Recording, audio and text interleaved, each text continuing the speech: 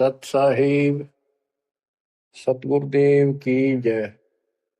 बंदी छोड़ कबीर साहिब जी की जय। बंदी छोड़ गरीबदास जी महाराज जी की जय। स्वामी राम देवानंद जी गुरु महाराज जी की जय हो।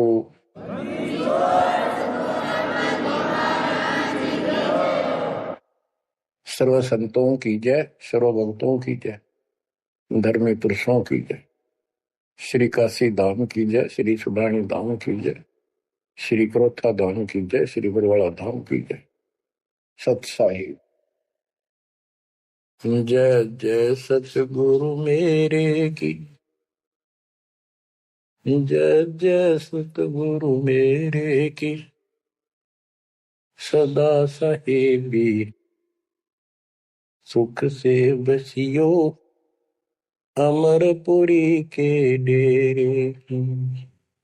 जय जय सतगुरु मेरे की जय जय सतगुरु मेरे की सदा साहेबी सुख से बसियो सत्यलोक के डेरे की। सदा साहेबी सुख से बसियो सत्यलोक के डेरे की। निर्विकार निर्भय तू ही और सकल बेमान जी साधो और सकल बेमान सब पर तेरी साहिबी सब पर तेरी साहिबी तुझ पर साहिब ना निर्विकार निर्भय। बच्चों, परमपिता परमात्मा कबीर जी की असीम रजा से आज आप अपने घर की जानकारी प्राप्त कर पाए हो। ये सामान्य बात नहीं है जो दास आपको बता रहा है, क्योंकि आपने कभी सुनी नहीं थी ये बातें, कहीं स्वप्न भी नहीं था कि ऐसा भी कुछ है। जब तक इस गंदे लोक में हम जिसको सुख मान रहे हैं, हम आखिरी दुख मानते हैं मृत्यु को, या फिर उस रोग को जो जानलेवा है। बस उसके बाद कितना कष्ट आ जाओ हम उसको दुख नहीं मानते, क्योंकि हम अभ्यस्त हो गए। इस कष्ट को झेलन की आदत बन गई। टांग कट जा, हाथ कट जा, टूट जा, फिर भी हम जीने की आशा करते। और बात भी सही है, वे क्यों तो जन्म हुआ था, फिर मृत्यु क्यों हो रही है। हम और सब कष्ट को स्वीकार करने के तैयार हैं, लेकिन मौत अच्छी ना लगती। हाँ, मौत को जब सरेंडर करते मौत के लिए, जब कति महादुखी हो जा, शरीर कति नष्ट हो न हो, कंडम हो जा, उठा जाना बैठा जा, सांस भी साबित ना हो, हम स्वयं जब मानते हैं ये भगवान इसका अच्छा तो मर जावा, वो तो है ही, मरना तो है ही, मरे भीगा, लेकिन मरने के बाद कौन सा सुख होगा। फिर कुत्ता बन गया, गधा बन के कीड़े पड़ गए, वहां कौन संभालेगा। तो ये अभी हमें ये ज्ञान था नहीं, ये ऐसी दुर्गति हो क्यों रही। आपको दास बार बार बताता है, मनुष्य जीवन उन्हीं को मिलता है जो बहुत ही पुण्यकर्मी होते हैं। पिछले जन्म उनके जबरदस्त होते हैं। ये अलग बात है, किसी के ज्यादा होते हैं अच्छे कर्म, किसी के कम होते हैं, पर बढ़िया कर्मों वाले ही मनुष्य जीवन प्राप्त करते हैं। और मनुष्य शरीर में उनको सुविधाएं भगवान देता है जो एक मानव को मिलती है। जिनके पास पैसे ज्यादा हैं वो ज्यादा बकवास करते हैं। कार ले ले, कोठी बन गई, और भी कोई 10-5 प्लाट खरीद ले, यानी भक्ति की तरफ नहीं जा सकते बाबा। या जो कतिय दुखी है, हैंड टू माउथ है, यानी समय पर रोटी ना मिलती, वो भगवान के लिए जागा कहाँ? उसको सारा दिन रोजगार की समस्या समस्या पर समस्या रहती है। तो कहने का भाव ये है कि जब तक हम थोड़े बहुत सुखी नजर आते हैं, जिस गंदे सुख को सुख मान रहे, तब तक हमें भगवान की कभी जरूरत नहीं। ये तो ये ज्ञान हो या फिर कष्ट आना शुरू होता जब भगवान याद आता, उसके लिए परमात्मा कहते हैं कबीर साहब, कबीर दुख में सुमन सब करें, सुख में करे न कोई, और जय सुख में सुमन कर ले तो दुख का एक हो भाई। कबीर सुख में सुमन किया नहीं, दुख में करते याद, कहे कबीरता दास की कौन सुने फरियाद। सुख में तो करा नहीं, जब कैर टूटने लग गया चारों तरफ से, कैंसर डिक्लेयर होगी, सांस साबित नहीं आंदा, कई कर्म मीनता फिर भी नहीं मानते कि नाम ले लो और भक्ति कर दो, गला ना देखी जाएगी। उनके इतने कर्म कमजोर होते हैं, संस्कार माड़े होते हैं, खराब होते हैं। थोड़े बहुत कष्ट होकर भी यदि परमात्मा की तरफ लग पड़े, चल पड़े, उसका नाम ले ले, तो भी सहारा देना शुरू कर देता था। बड़ा दयालु है। अब भक्ति से सब दूर हो चुके हैं, और जो करते हैं वो पिछले संस्कारी हैं, उनको रास्ता ठीक नहीं मिलता, वो शास्त्र विधि त्याग कर मनमाना आचरण करने पर लगे हुए हैं। कोई बेचारे पहाड़ों पर जाते हैं, कोई तीर्थों पर जाते हैं, कोई पर भी लेने जाते हैं, कोई मंदिर में, कोई मस्जिद में, और कोई मंडी बना रखी वहां मत्था टेकने जाते हैं। यानी उनको चाह भगवान की है पर रास्ता ठीक नहीं। अब जैसा आपने प्रसंग सुना कि पांडव यज्ञ अश्वमेघ में एक का पाया साध, गरीब गोरख से ज्ञानी गणे, सुखदेव जति जहान, सीता सी बहु भारिया, बहुत पत्नियां मिल जाएंगी सीता जैसी, अपने धर्म कर्म पे साफ सुथरी रहने वाली। संत दूर स्थान, कहते पांडव यज्ञ अश्वमेघ में एक का पाया साध, 33 करोड़ जहां थे देवता, 88,000 ऋषि, 12 करोड़ ब्राह्मण, 9,84 शब्द, उनमें एक का संत मिला, वाल्मीकि सुदर्शन जी। उसका कारण क्या था? उनकी साधना शास्त्र वेद है, गीता विरुद्ध है। तो बच्चों, शास्त्र विरुद्ध साधना करने से साधक को कोई लाभ नहीं होता। गीता अध्याय 16 श्लोक 23 में स्पष्ट किया है कि जो शास्त्र विधि को त्याग कर अपनी इच्छा से मनमाना आचरण करते हैं, लोक वेद के आधार से साधना करते हैं, उनको न तो सुख होगा और न उनकी गति होगी, यानी मोक्ष, और न ही उनका कोई कार्य सिद्ध होगा, सिद्धि प्राप्त होगी। इन तीन वस्तुओं के लिए, तीन पदार्थ के लिए हम भक्ति करते हैं। घर में सुख हो, शरीर में सुख हो, कार्य सिद्ध हो, ऐसी भक्ति करें कि जिसे सिद्धि प्राप्त हो, जिसके सहारे हम ऊपर जावें। जैसे सुखदेव के पास एक आकाश में उड़ जाने की सिद्धि थी, और हमारे परमात्मा कहते हैं जो हम भक्ति दे रहे इसमें 24 सिद्धि आ जाएंगे। इन 24 की 24 को भी कहीं यूज नहीं करना, उसका प्रयोग नहीं करना। ये उनमें एक सिद्धि आकाश से उड़ जाने की भी होगी। एक सिद्धि आकाश से उड़ जाई, एक सिद्धि जल पैर न लाई, एक सिद्धि कुछ खावे न पीवे, एक सिद्धि जो बहुत जीवे। ये कई कई दिन नहीं खाते पीते तो वो एक सिद्धि होती है।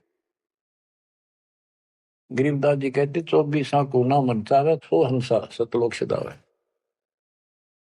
तो कहने का भाव ये है कि ये सब शास्त्र विरुद्ध साधना करने वाले हैं, और अमीन ने जबरदस्त महात्मा मानना थे। ये ऊपर का दिखावा ऐसा गजब का करते हैं, सामान्य व्यक्ति को क्या पता। आपको भी पता नहीं था इस ज्ञान के सुनने से पहले, ये साधु हमने भगवान दिखाई देते और माथा टेका थे, इन्हें प्रणाम किया करते, इनको खूब दान भी देते थे।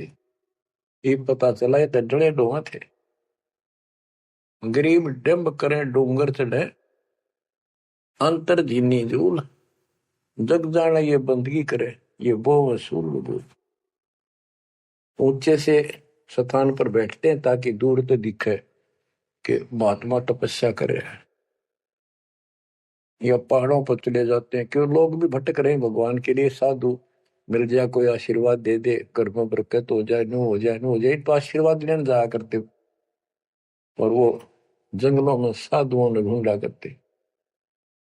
तो वो छोटा मोटा आशीर्वाद दे भी देंगे, थोड़ी बहुत राहत मिल भी गई तो मोक्ष तैनो का नो रह गया। गरीब डिम्ब करे डूंगर चढ़े, अंतर जीवनी झूल, जग जाने बंदगी करे, भक्ति करे, ये वो असूल वो। बच्चों, आपको बताया है जो दास एक भी शब्द बोलता है ये अपनी तरफ से नहीं, ये गॉड गिवन है। और परमात्मा ने किसको दिया? अपनी प्यारी आत्मा संत गरीबदास जी को दिया। उनके द्वारा अमर ज्ञान लिखवाया गया है, वो आपको सुना रहा है दास। रग यजु है श्याम अथर्व, ये चारों वेद चतुभंगी रे, सूक्ष्म वेद बाचे साहिब का, सोहन सा सतसंगी रे। जो परमात्मा का सूक्ष्म वेद पढ़ता है वो सत्संगी है। चारों वेद ऋग यजु साम अथर्व, ये चारों भ्रमित ज्ञान युक्त है, इनसे जीव को कोई लाभ नहीं होना, मोक्ष नहीं हो सकता। तो दास आपको ये सूक्ष्म वेद सुना रहा है। अब कुछ वाणी सुनाऊंगा। ये माया का ग्रंथ है। एक बाल्मीकि नीचे कुल साधु, जिन संख पंचायन पूरे न दू। एक बाल्मीकि जाति का, जिसको तुम नीचे को मानते थे, वो था साधु जिसने वो पंचायन शंख बजा दिया। और गिनो माया के पुता, ब्रह्म जोगनी सब ही टूटा। ये बाकी ये माया के पुजारी, इनके पास यथार्थ भक्ति नहीं थी। चंद सूर के तिक साई, जिनके आगे ये बड़े गदाई। नूरी दीपक धरे चिरागा, काल करमजन को उठ लग। नूरी अंग विनस है भाई, माटी के किस गिनती भाई। कि ये ब्रह्मा विष्णु महेश्वर का नूरी शरीर है, हल्का सा नूर का। इन देवताओं का नूरी शरीर है, ये नकली नूर है, असली नूरी शरीर सतलोक में है। काल ने दुर्गा के माध्यम से यहाँ उस सतलोक वाली सारी डुप्लीकेट वस्तु बनवा रखी है। कति नो किनो मिलते जुलते स्त्री पुरुष ऐसे ही है, लेकिन वहां ओरिजिनल शरीर है, बिल्कुल अविनाशी शरीर है। यहाँ कहते ब्रह्मा विष्णु महेश के नूरी शरीर है। ये नूरी अंग विनसय है भाई, माटी के किस गिनती भाई। जब ये ब्रह्मा विष्णु महेश जैसे मरेंगे तो ये मिट्टी के जो हमारे हैं, तुम्हारे मनुष्य के, ये कौन से खाते में है कि तुम ना मरोगे। और फिर क्या कहते हैं? ऐसे भरम ना भूलो लोई, इनकी ओट न उभरा कोई। जिनकी देवताओं की, ब्रह्मा विष्णु महेश की, देवी की, काल की तुम आड़ ले रहे हो, शरण लिए बैठे हो, ऐसे भ्रम न भूल लो लोई, इनकी ओट न उभरा कोई पार नहीं हो सकता, किसी का कल्याण नहीं हो सकता। यही 84 लाख योगियों पर कष्ट उठाते रहोगे। अब क्या कहते हैं? या तो 56 कोटि सहारे, और करी ठगोरी छन मारे। 5 तत्व त्रिगुण की पूर्णी, आवे ब्रह्मा विष्णु महेश्वर। ये ब्रह्मा विष्णु महेश भी जन्म मरण के अंदर आवेंगे। बच्चों, यदि आपको पहले तैयार ना कर रखा होता ना सारे प्रमाण देके, तो आप कतई नहीं सुनते। अगले दिन आप कतई कान का नहीं लाते यूट्यूब के चैनल को, जो कहो झूठ बोल रहा है। और आज आपके घीसा गल है कि गजब अजब कतई सच्ची सारी। और ये 300 वर्ष पहले संत गरीबदास ने लिखे कदर गए थे। उन्होंने प्रचार नहीं किया, उनको पता था कि इस ग्रंथ ना और पाट देंगे जय कीब गणा प्रचार कर दिया था। आग ला देते इसके पहले जो इतना गहराई से कोई बतानिया होता था। और अब ओए होए, ये जो दिल करता है सुने जावा इतनी गजब की सच्चाई और पढ़े जावा। देखो बच्चों कितना अंतर हो गया। अज्ञान के कारण हम अपने खजाने न छोड़े फिरा थे। चारों युग में संत पुकारे को कहा हम हेल रे, हीरे माणिक मोती बरसे ये जग चुकता ढेल रे। हम डले इकट्ठे करा थे डले कंकर, शास्त्र विरुद्ध साधना करके। और ये हीरे माणिक मोती है ये है वह सच्चाई रूपी हीरे मोती, ये वर्षन लाग रहे। और सच्ची भक्ति आप क्या बताते हैं, ऐसे भ्रम ना भूलो लोई, इनकी ओट न उभरे कोई। यादो 56 कोटि सहारे, करी ठगोरी छन में मारे। अब सुनो, यादो 56 कोटि सहारे, करी ठगोरी छन में मारे। 5 तत्व त्रिगुण की पुनी, आए ब्रह्मा विष्णु महेश्वर जूनी। देखो काल का जाल कितना भयंकर है। गरीब दुर्वासा को पेता समझन आई नीचे, 56 करोड़िया दो कटे, मची रुद्र की कीचे। गरीबदास जी कहते दुर्वासा तपस्या कर कर परमाणु बम बन गया, सिद्धियां भर गई, वचन की शक्ति आ गई। यादों के अंदर एक अभिमान हो गया था कि हमारे साथ श्री कृष्ण जी हैं। इसने चाणूर मार दिया, कंस मार दिया, जरासिंह मार दिया, काल्यवन मार दिया और केसी मार दिया। तो इस प्रकार ये नो सोच बैठे थे कृष्ण तो ऊपर कोई नहीं और थारा कोई कुछ नहीं बिगाड़ सकता।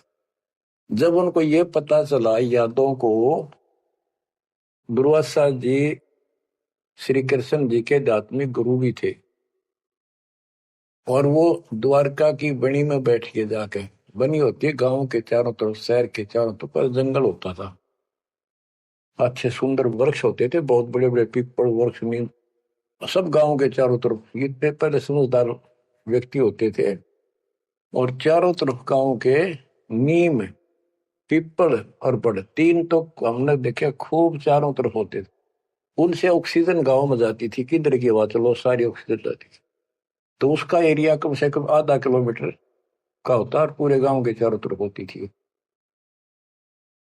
उसको बनी बोलते थे। उसमें छोटे मोटे बोझले भी होते थे जिनकी आठ में फ्रेश उड़ जाया करते थे लोग, साथ में तालाब होते थे। तो क्या बताते हैं कि बनी में बैठ गया दुर्वासा जी आके और द्वारका के अंदर ये बात फैल गई कि दुर्वासा जी बड़े पहुंचे हुए संत ऋषि हैं, भूत भविष्य वर्तमान की तीनों काल की जानते हैं। तो जवान जवान बच्चे थे जिसमें श्री कृष्ण का पुत्र प्रद्युम्न भी था। उनके मन में यह आई भाई दुर्वासा की परीक्षा लेते हैं, देखते हैं कैसा भूत भविष्य की जानता है। उन्होंने स्कीम बनाई, एक लड़के का पेट पे लोहे की कढ़ाई बांध दी छोटी सी और गुजरियां वाले लड़कियां वाले कपड़े पड़ा दिए, मुंह पर घूंघट डाल लिया करते पहले, पूरा स्वांग कर दिया लड़की का, ले गए गर्भवती लड़की का। 5-7 और थे बच्चे, बच्चे तो क्या थे, अच्छे शादी हो रही थी उसकी प्रद्युम्न की भी।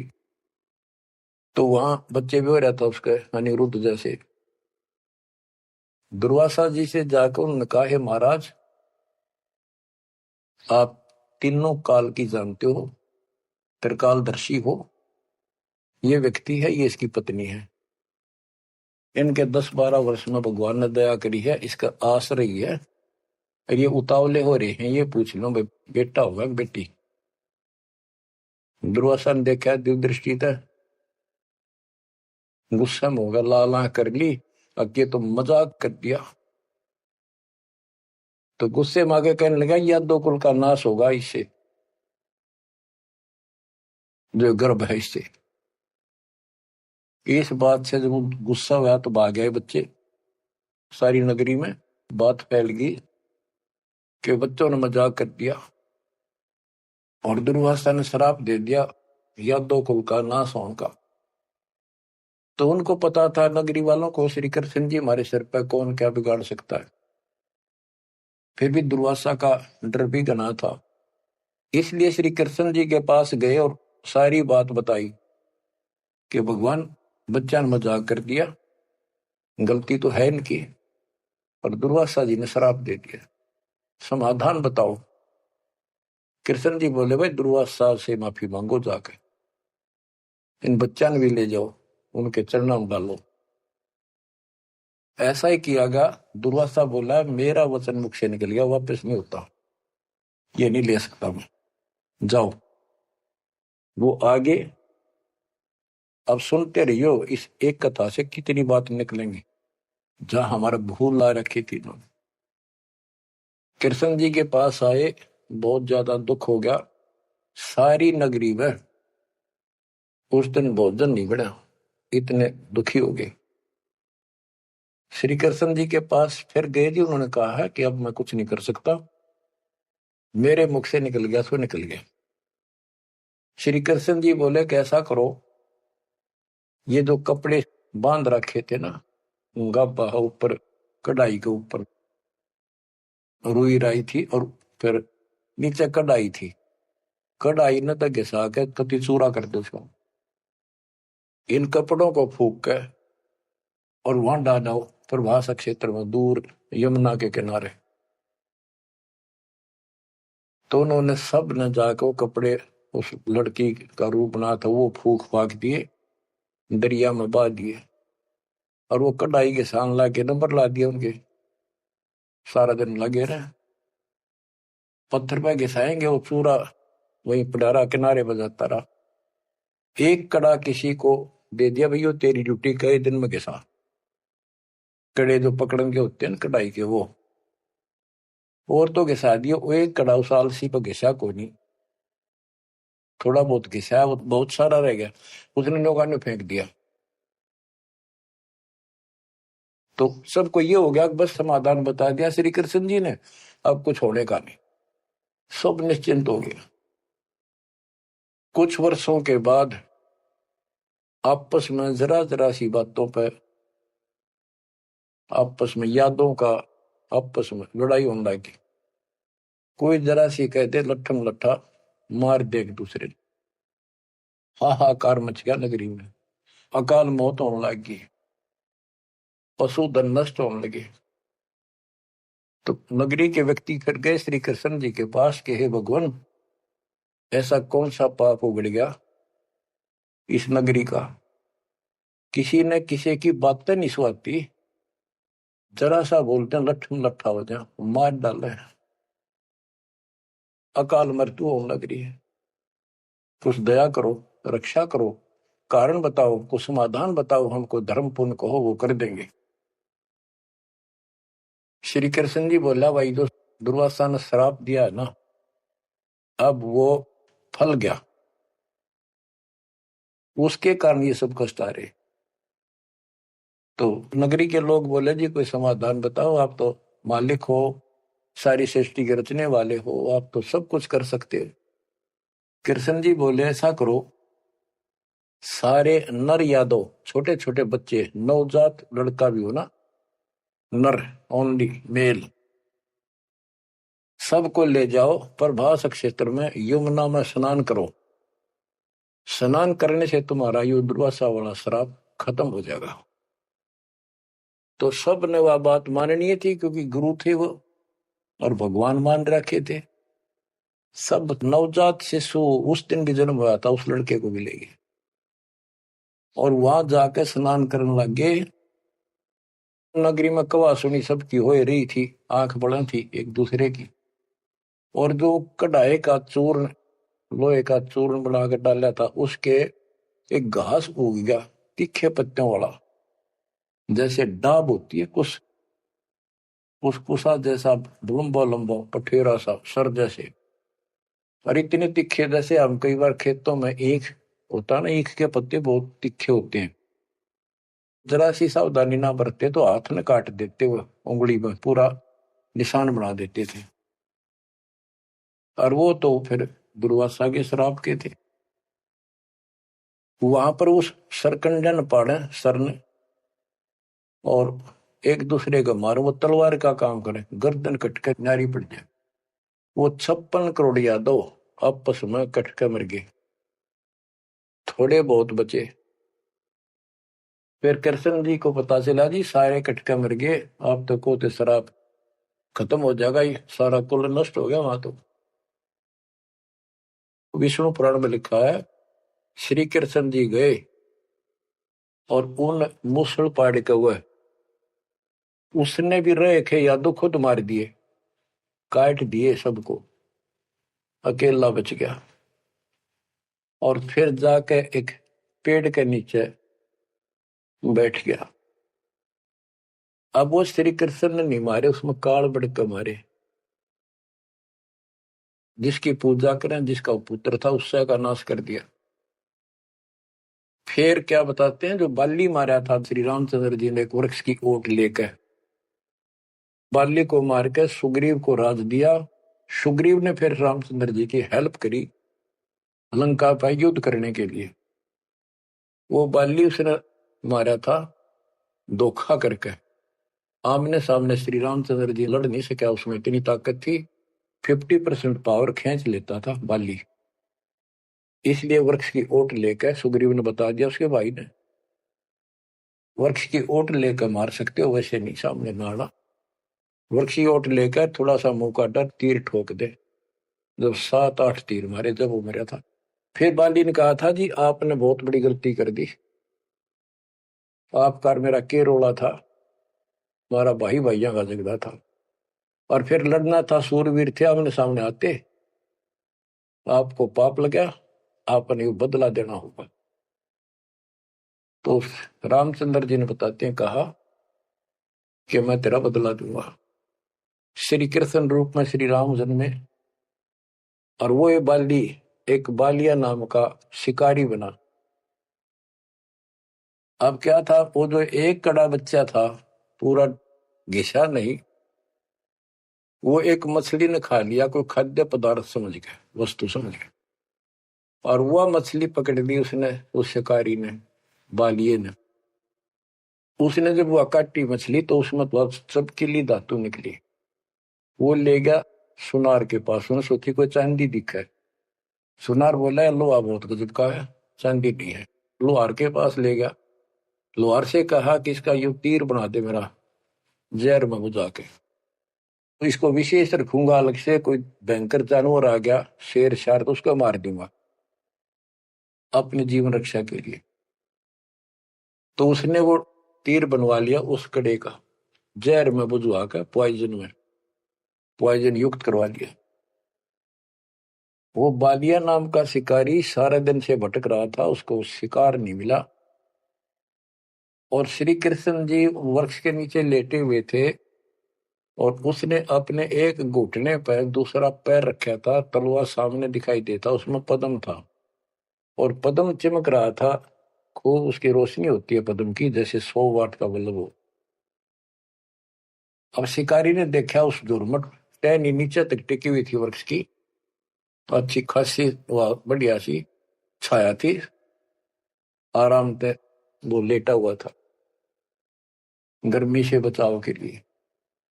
तो उसने दूर से देखा कि मृग बैठा है, हिरण की आंख चमका है, इधर से जाऊंगा तो ये भाग जाएगा, सारा दिन का कोई शिकार मिला नहीं है, खाली जाऊंगा तो फिर खाऊंगा क्या। उसने वहीं से वो विषाक्त तीर मार दिया, पॉइजन युक्त, जहर से बुझा हुआ तीर चला दिया, तो पैर में लग गया आके सीधा उस निशाने पे, पदम के पास। कृष्ण जी पीड़ा के कारण कर रहे, मर गया रे, मार दिया रे, किसने मार दिया। तो वो शिकारी घबरा गए, तो आदमी मर गया। जल्दी जल्दी चलकर देखा तो ये तो कृष्ण जी है, द्वारकाधीश, सिर पर मुकुट है। तो उसने हाथ जोड़ कर माफी मांगी, हे राजन मेरे से धोखा हो गया, और मैंने सोचा कि आपके पैर में कोई चमकीला वस्तु लगी है, पदार्थ। मैंने सोचा ये मर्ग की आंख से, और यूं तो जहर से बुझा हुआ तीर था। मालिक बच्चों को भी माफ कर दो। श्री कृष्ण बोले भाई कोई बात नहीं, यूं तेरा मैंने बदला दे दिया, तेरा दोष नहीं है, ये होना ऐसे ही था, पूर्व निर्धारित था। तो बालिया बोला हे भगवान, आप राजा और मैं एक निर्धन व्यक्ति, जंगल में भटकने वाला, आपका और मेरा के हिसाब किताब, क्या बदला हो सकता है।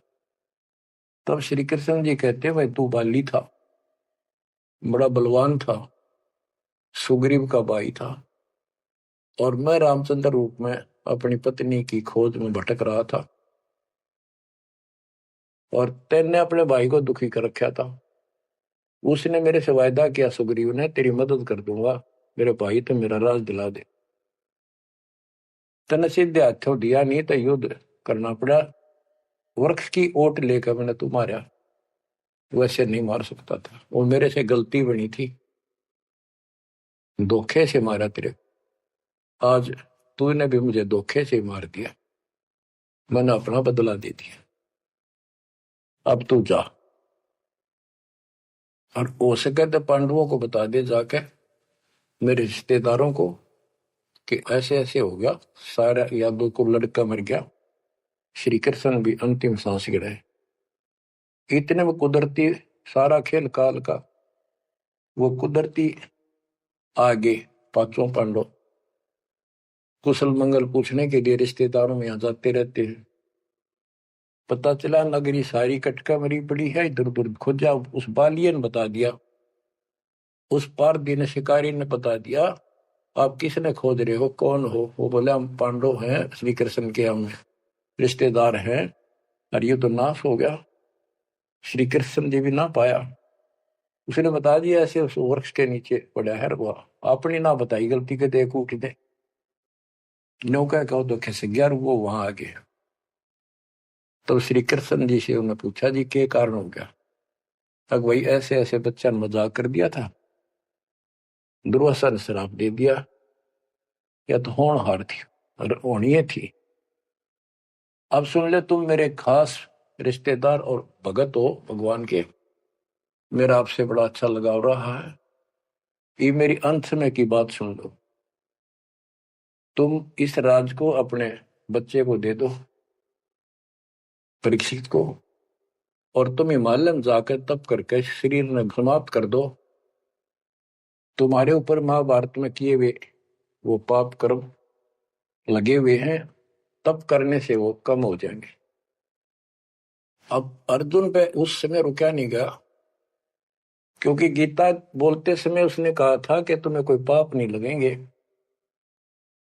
ये तो मैंने मार रखे, तेरे दोनों हाथों में लाडू अर्जुन, युद्ध में मर गया स्वर्ग जाएगा, जीत गया तो राज करोगे।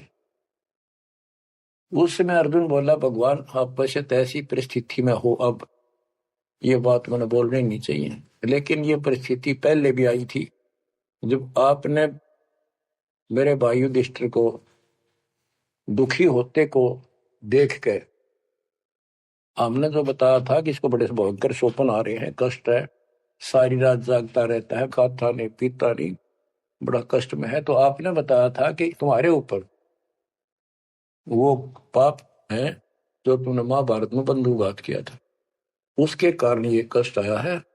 उसका समाधान आपने बताया अश्वमेघ यज्ञ, वो भी हमने कर दिया, अरबों रुपये लाकर।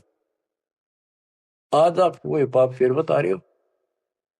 हे भगवान, जब क्या कह रहे थे, जब गीता सुनाओ थे, मैं मना करूं था युद्ध नहीं करूं, मतलब मांग कर खा लेंगे, लेकिन आपने मेरे को टिकट नहीं दिया, ऐसा भयंकर रूप दिखाया, मैं डर गया।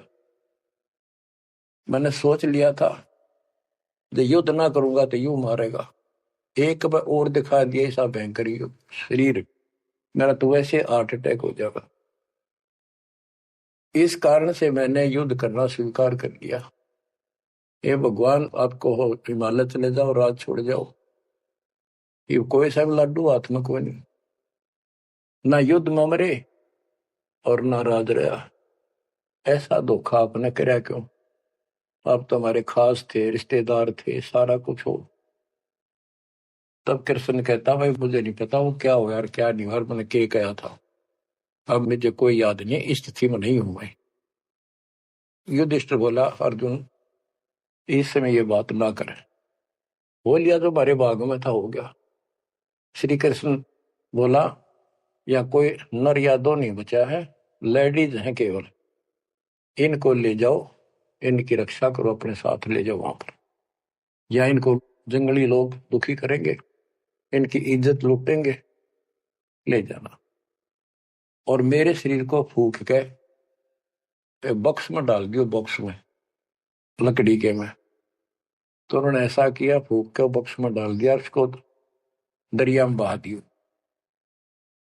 तो बच्चों ऐसा ही किया गया।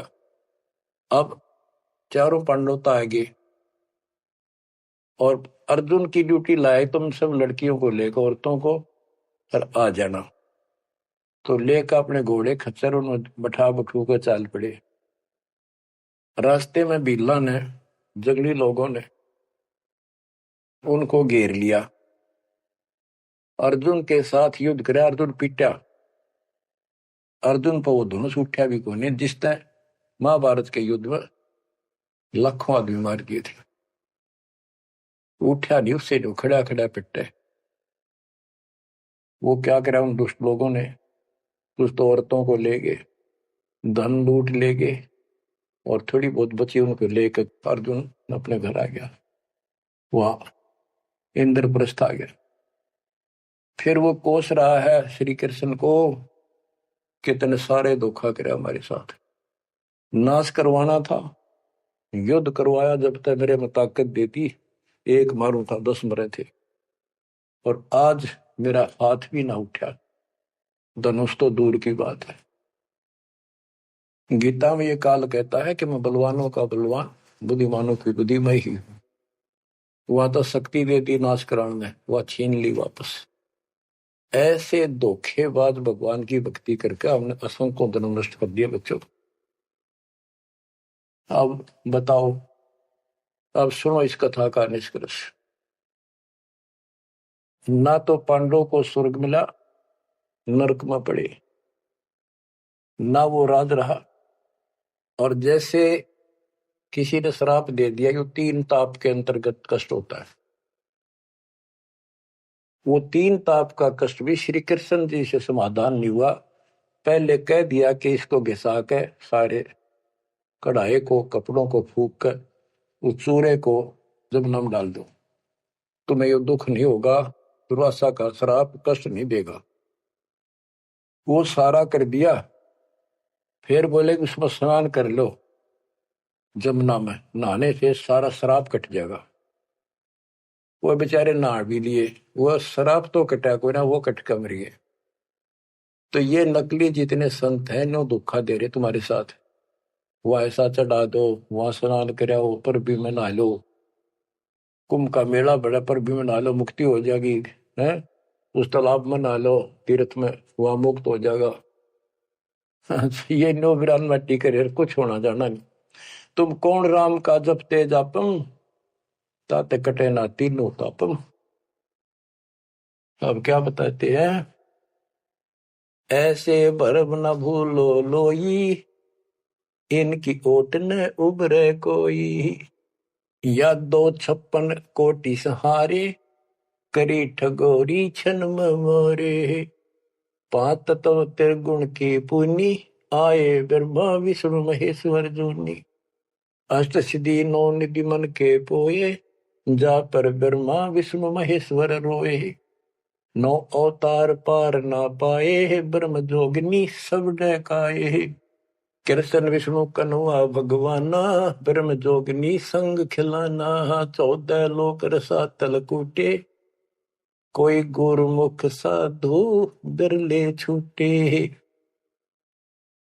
के कोई गुरुमुख साधु पूर्ण संत का उपदेशी भगतमती केवल इनका बचाव हुआ। यम किंकर के धाम नरेशा, सर दर्शन के बंधे केसा। विष्णुपुरी लूटी विधि भारी, जा चंदा बदनी कामनी नारी। भोग विलास करें वहां प्राणी, बोर पड़े हैं चारों खानी। कहते ऊपर के लोकों में ये सारी बकवाद करे, क्योंकि वो स्वर्ग होटल हो तो वो बकवाद है और है क्या। अपनी जेब कटवा के पुण्य खत्म करके फिर पृथ्वी पा के धक्के खावे कुत्ता बने गधा बने। भोग विलास करें वहां प्राणी, बोर पड़े हैं चारों खानी। शिव पर लूटे कूटे बहु भांति, ये जम किम कर तोड़ते हैं छाती। बच्चों स्वर्ग बैकुंठ मठ सब लूटे, बिस्त बीज थे सो नहीं छूटे। ब्रह्मंड 2100 आग लगी है, या कर्तबाजी सब ठगी है। बच्चों बहुत अच्छी किस्मत आपकी, आपको ये अमर ग्रंथ, अमर ज्ञान और सच कथा सुनने को प्राप्त हो रही है। कुर्बान हो जाओ, इसको हल्के बना लो। मालिक आपको मोक्ष दे, सदा सुखी रखे। सत्साई।